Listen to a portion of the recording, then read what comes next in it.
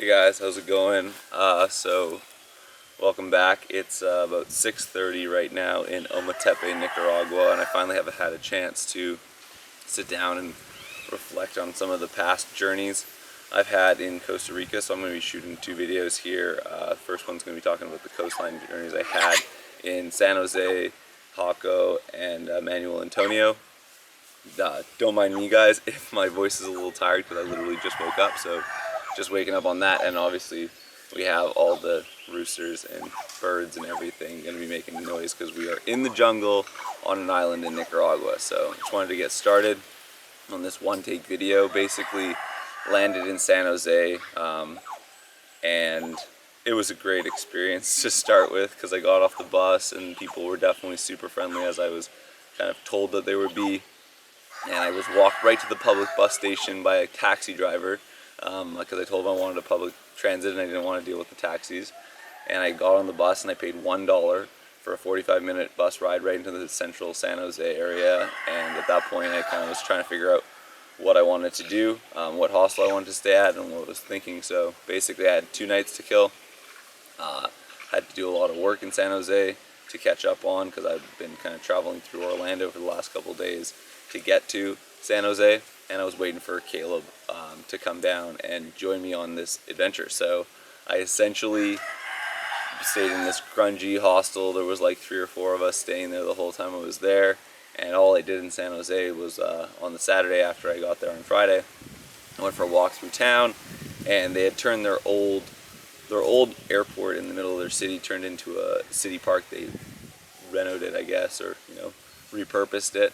And so I went over and walked over to that part of town on Saturday, and I brought a recorder down here as an instrument to practice on this trip so that I could eventually learn how to play the saxophone. So I went into this park and I practiced playing some scales and just messing around with the recorder for a while, which was awesome. And after that I went to the old control tower, and they turned this old control tower into a museum, and there was a modern artist that was displaying like dystopic, like like dystopic realism, I guess, with some mystical elements to it in this tower all around. So it was a free museum. I went and got to go enjoy some like contemporary Costa Rican art, which was pretty cool. Not something that I had really expected that I was going to go see. And after spending the time there, I got back into the hostel, waited for Caleb to arrive, and I eventually got to meet up with Caleb, and it was really cool to kind of reconnect again, because last time was about 3 or 4 years ago. We were traveling through South America. We weren't working and traveling together. We were just traveling, and we started kind of hashing out what the plans were going to be like and what this is really going to experientially be like together to travel. And I didn't really have any expectations on what was going to happen. I had talked to a bunch of people, and I heard that southern Costa Rica was really, really beautiful, and that was kind of really quickly we realized that wasn't going to happen because we needed stronger Wi-Fi for Caleb, because he's more or less on calls and needs to stream a lot more data. So we decided to go in the meantime over to Jaco, and so on Sunday we walked over to this bus station and figured out how to get over to Jaco, which is this beach town, kind of a grimy beach town, to be honest. But we got over there, and it was a great time because we were just going to spend a week there, wait for a few friends to show up, and then head south. So we basically spent a week on the beach learning how to surf. I had taken a surf lesson down in Peru years back, so I figured I could just get away with taking a surfboard out for rent and going in the waves. So every morning before work, we'd go down the beach and rent a surfboard from this guy Carlos, and we'd head out there and hit the waves pretty hard every morning until we were exhausted. And after the first couple days, I felt pretty confident and comfortable hitting the breaks that we were hitting, and started going from a longer board to a shorter board, and really got better than I thought at surfing, and really started to enjoy the process of surfing. It was really a cool time to spend down there, and it was perfect to surf and work, and then we'd watch the sunset. We basically had 3 times, and we didn't really look at the watches, or personally I didn't. It was like either surf o'clock, work o'clock, or sunset o'clock, and that's pretty much what we did on a constant daily basis, except for the first night. The first night there was quite a story to be told in Jaco.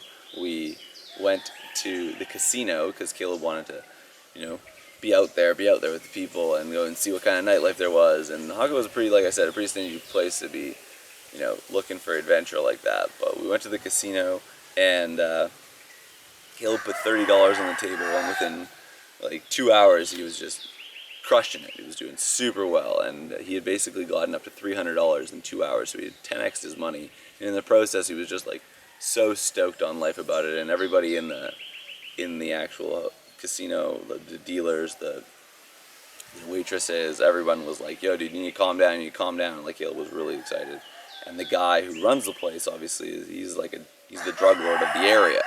So we didn't know this until after the fact, but we basically had left and went back to the hostel. But our CEO of the company we're working with right now, Breakthrough Carl, he basically told me on Monday, he was like, yeah, he'd been there years prior, and similar thing had happened to him, and this local had tipped him off that they were going to get kidnapped.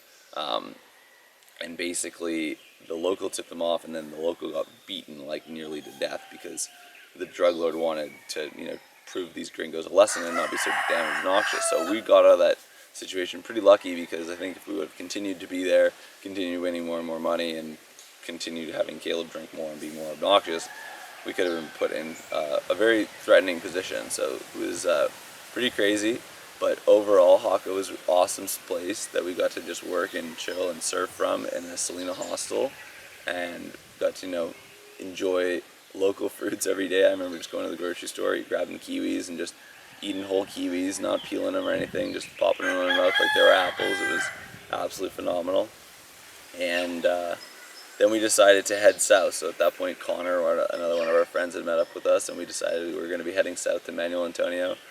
This is where the conflict kind of, I think, started to happen, because I wanted to just take the chicken bus for an hour and a bit down there, and these guys wanted to take an Uber because they thought it would be more convenient, it was better timing, and we just get to this another Salina, which was this another really nice hostel resort kind of vibe down there. So essentially, I followed democracy rules, and 2-to-1 they wanted to Uber, so we took a $30 Uber, which they thought wasn't that expensive, but it was compared to $1. It would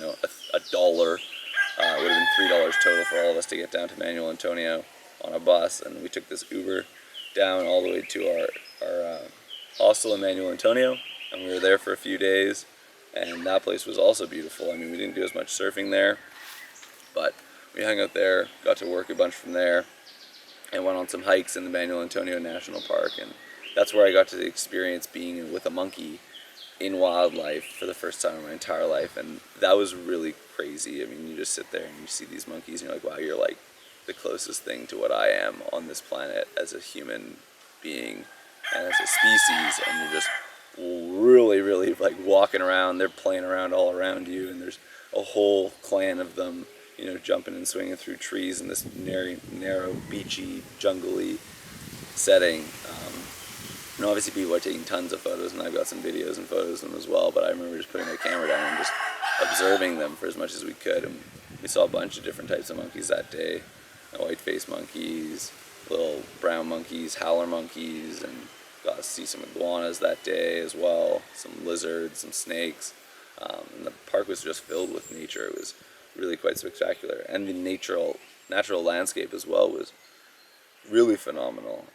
The day prior that we went hiking, I went down to the beach and just enjoyed the sunset, and the sunset on the Pacific coast in Costa Rica. I mean, it always will be just such a magical experience to just watch the day pass at the end of the day there. And we spent a lot of time watching sunsets while we were together.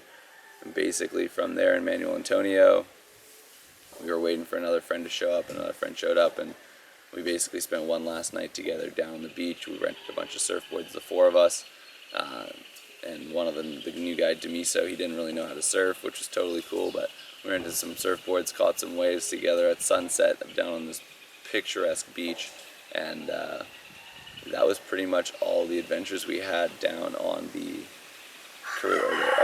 Pacific coastline in Costa Rica. And I just wanted to share that story with you guys, these one-take videos. Like I said, it's pretty early in the morning right now. I'm going to try and shoot another video while I'm here so I can give you guys up to speed on what happened in Costa Rica.